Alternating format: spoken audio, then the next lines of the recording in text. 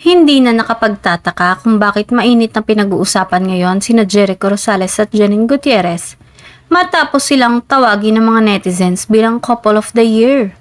Mula sa kanilang natural na chemistry hanggang sa effortless na sweetness, ramdam ng publiko na solid at totoo ang connection nilang dalawa.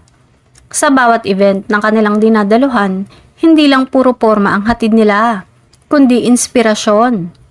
Kitang-kita kung paano sila nagbibigay ng suporta. Si Jericho, laging proud sa mga projects ni Janine. At si Janine naman, hindi maitago ang kilig tuwing nakikita ang mga achievements ni Echo. Kaya naman, kahit sa simpleng stolen photos at behind-the-scenes clips, umaapaw ang genuine affection nila sa isa't isa. Mas lalong nadagdag sa hype ang mga recent interactions nila online at sa public events, kung saan maraming fans ang nagkomento na para bang perfect match ang dalawa. Tinawag na sila ng ilan na modern romantic duo dahil sa classy pero nakakakilig na presence nila together. Habang tahimik lang sila tungkol sa kanilang personal life, ang bawat ngiti, tingin at suporta nila sa isa't isa ang nagsisilbing sagot sa lahat.